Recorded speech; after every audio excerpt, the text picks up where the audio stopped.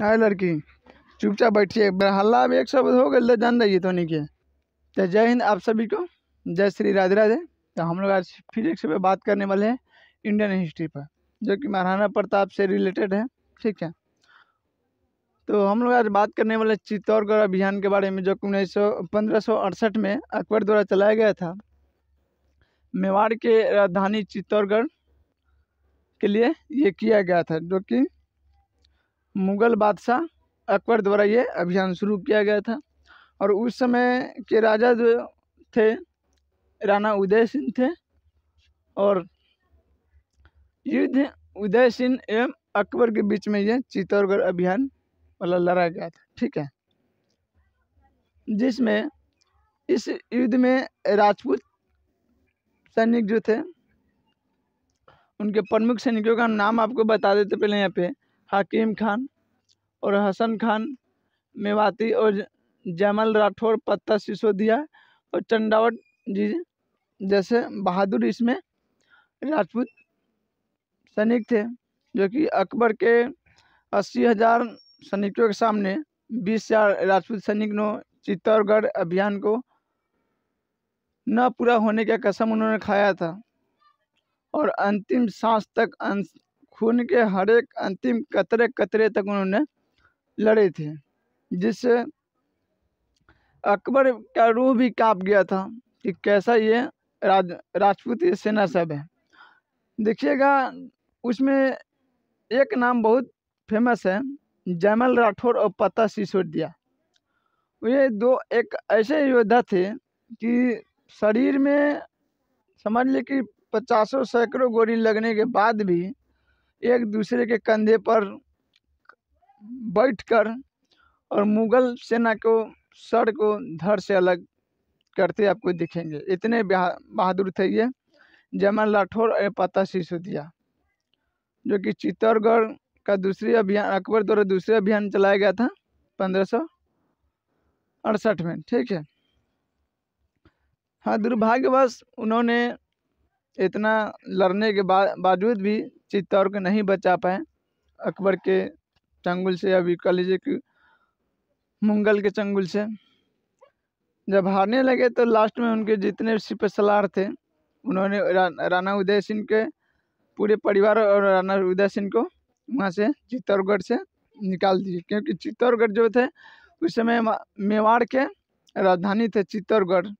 और आप जानते जाहिर सी बात है कि कोई भी राजा राजधानी में ही रहते हैं, और फिर वहाँ से उनको बिगला दिया गया और उदयपुर नाम के स्थान पर आए, और महाराणा प्रताप ने उदयपुर जो कि राज किला बनाए, यानी किला वहाँ पे बना के वहाँ के सिंहासन फिर अपने पिताजी के सौंप दिए। वो राणा उदय सिंह वहाँ के राजा बने। बाकी चित्तौड़गढ़ अभियान के दौरान रानी फूलकौर बाई के नेतृत्व में 700 महिलाओं ने जोहर कर ली थी, क्योंकि वो युद्ध हार गए थे, और जोहर करना इसलिए मजबूरी हो जाता है। देखते कि रानी फूलकौर के नेतृत्व में 700 महिलाओं ने जोहर की थी। ठीक है, तब से मेवाड़ राजपूत जो भारत के जो पश्चिमी जो हिस्सा है, अगर राजपूत शायद वहाँ नहीं रहते तो कब के भारत लूट चुका होता। क्या कि बाहरी विदेशी आक्रमण इतना हो रहे थे, सारे राजपूत ही नहीं रोके, और भारत में भी राजपूत की संख्या कम होने का रीज़न भी है कि बहुत सारे तो युद्ध में मारे गए और उनके माता बहनें जोहर कर ली। ठीक है, इस वजह से भारत में आज भी कुछ राजपूत संख्या बहुत कम हो गई। बाकी हाँ, उन्हीं के बदौलत आज भारत के कुछ ऐसे जो स्मारक हैं जो सुरक्षित है, और उनके वीर गाथा अगर देखना है तो भारत के एक राज्य है राजस्थान, वहाँ पे जाके देखिए, आज भी वहाँ की मिट्टी जो उस वीर को पुकारता है। राणा संगा, राणा कुंभा, महाराणा प्रताप, ये सारी जैसे योद्धा, पृथ्वीराज चौहान, ये सब जितने भी योद्धा थे, भारत के अपनी मातृभूमि के ऊपर कोई आँच ना आए, इसलिए अपने प्राण को लड़ते लड़ते बलिदान दे दिए, ठीक है। और महाराणा प्रताप 3 भाई थे। एक थे महाराणा प्रताप, पहले थे शक्ति सिंह, फिर उसके बाद महाराणा प्रताप और कुंवर जगवाल, ठीक है, जो कि धीरबाई के बेटे थे कुंवर जगवाल। और दोनों मतारी बेटा इतना खतरनाक था, उलंग थी, कुछ काला से मत पूछो। सन छोड़िए, जाने दीजिए। अब जैसे श्री राम जी में आप देखोगे माता जो केकई थी, तो वो तो उनके वरदान राम जी मांगे थे, तो इसलिए उनको मजबूरन करना पड़ा। बाकी जो धीरबाई थी नी, एकदम खराब कह लीजिए कि बेकार किस्म की औरत थी। बचपन से महाराणा प्रताप को मारना चाहते थे और बहुत सारे षड्यंत्र रचे, महाराणा प्रताप को मार नहीं पाए। खैर वो सब छोड़िए। और अब देखिएगा कि चित्तौड़ जब हार गए तो महाराणा प्रताप और राणा उदय सिंह और उनके पूरे परिवार यहाँ उदयपुर चले जाए और वहाँ के राजकिला में फिर से रहने लगे। 1572 में उदय सिंह की मृत्यु हो गया। तो धीरबाई चाहती थी कि अपना उनका बेटा जो कुंवर जगमाल है वो गद्दी पर बैठे, बट लोगों ने महाराणा प्रताप को इतना प्रेम और स्नेह दिया, उनके मंत्रिमंडल ने कहा कि नहीं, बड़ बेटा को होते हुए छोट बेटा नहीं बैठ सकते हैं गद्दी पर, ठीक है। इसलिए महाराणा प्रताप ही वहाँ के राजा बने। और फिर धीरबाई बोली कि जाके अकबर से मिल, दोनों बेटा जाके मिल गया, ठीक, जाके अकबर से मिल लिए। और बाद में फिर 10 साल, एक दशक तक शांति रहा। फिर आया वो मंजर, जो कि आप यह कह सकते कि महाभारत के बाद अगर दूसरा कोई रक्तपात का मंजर आपको देखने को मिलता है तो हल्दी घाटी को मंजर मिलता है। क्योंकि हल्दी घाटी का युद्ध जो हुआ था 18 जून 1576 को, यह हुआ था, जो कि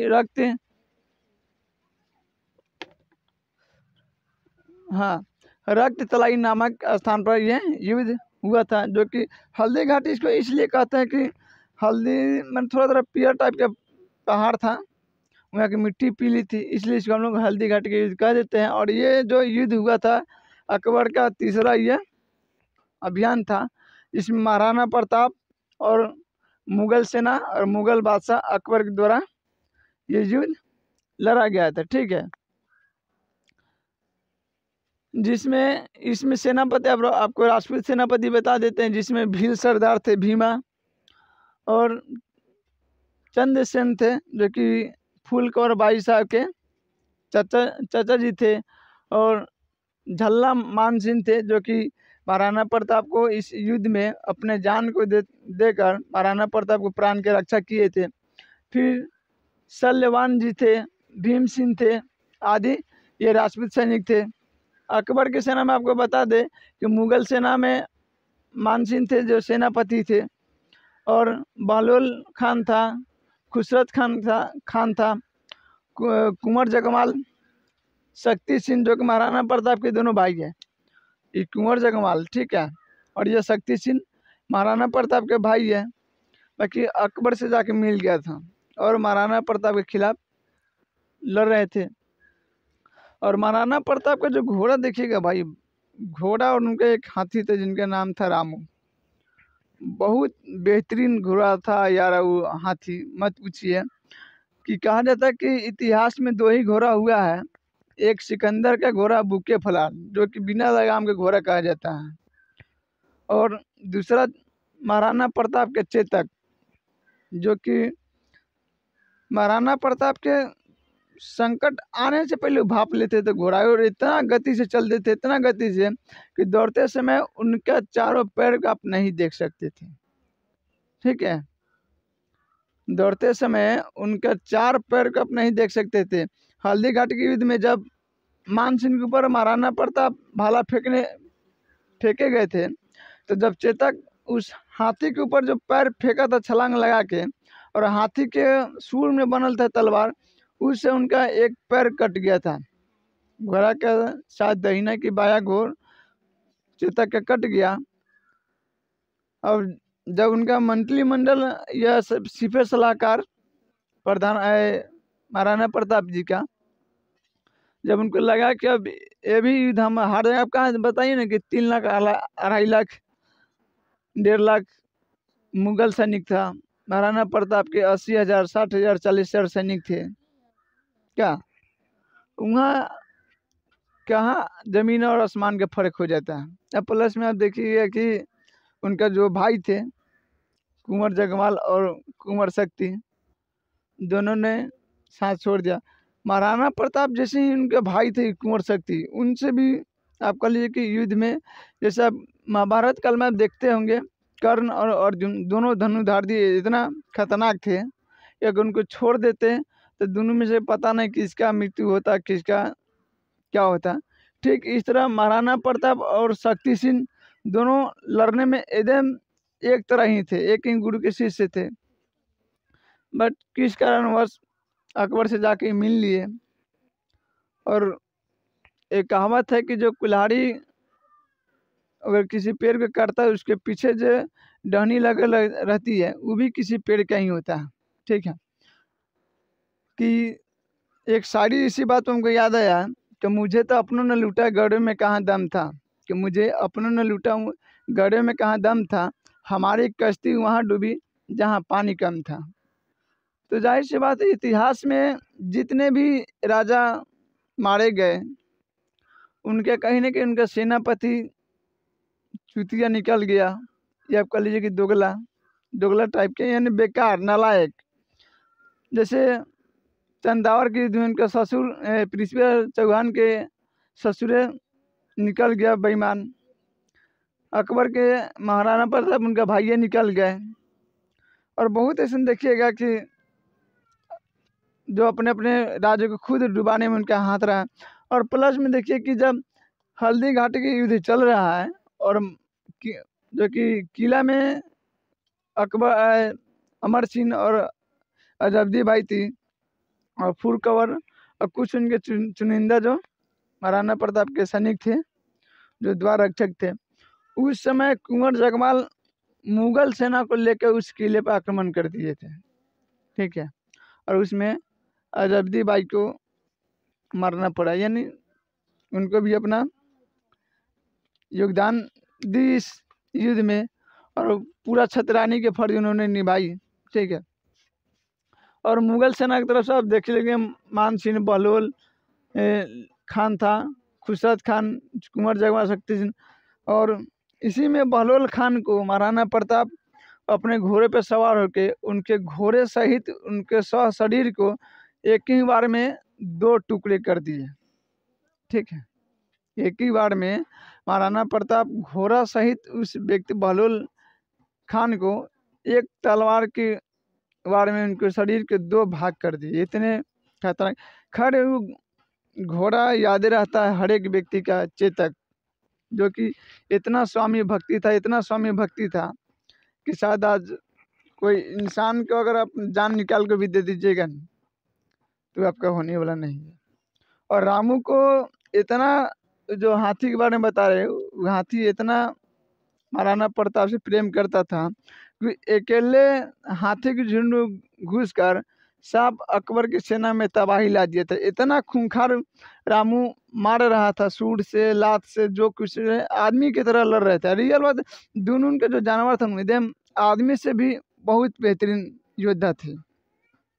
लास्ट में अकबर ने क्या किया कि रामू को पकड़वा के ले गए वो अपने जो किसान छावनी में, और सोचा कि ये हाथी बहुत काम आएगा और हम वो अपना वफादार बनाने की कोशिश की। बाकी रामू न अकबर का एक चीज़ नहीं खाया, न एक कुल्ला पानी पिया। कितना केरा कथी कथी रखते, रामू चुपचाप मुनि नीचा गाड़ के और यूं उनका मैंने प्राण को भी त्याग दिए, मैंने इतना वफादार थे। और चेतक आप जानबे करते हैं कि जब पूरा उनके सिपह सलार उनको जब बोला महाराणा प्रताप को आप चल जाइए, आप जीवित रहिएगा तो देश भावना, मातृभूमि की ये भावनाएं जीवित रहेगी, आपको जाना पड़ेगा कि ये युद्ध हम लोग फिर हार जाएंगे। बाकी हारे नहीं, महाराणा प्रताप को जबरदस्ती उस युद्ध से बिगलाया गया और 22 फुट का नाला, जो कि चेतक के एक पैर कट जाने के बावजूद भी इतना तीव्र गति से दौड़े कि मुगल सैनिक पीछे ही रह गए। और 22 फुट का नाला, आप जानते हैं कि 22 फुट का नाला कम नहीं होता है। समथिंग यहाँ से लेके वहाँ तक बहुत लंबा नाला। एक ही छलांग में घोड़ा उस पर नाला के उस पर चल गया और गिर के महाराणा प्रताप को जान बचा दी और उनका उस घोड़ा चेतक का मृत्यु हो गया। फिर वहाँ कुछ सैनिक चुनिंदा आ गए जो महाराणा प्रताप उस चेतक के वियोग में डूबे हुए थे, तो वार करने वाले थे। उसी में उनका भाई थोड़ा शक्ति सिंह आ गए, कहीं ना कहीं उनका भाई के थोड़ा प्रेम खींच लाया और उनको मार के फिर वहाँ से वो अपना घोड़ा दे के और महाराणा प्रताप को वहाँ से भगा दिए।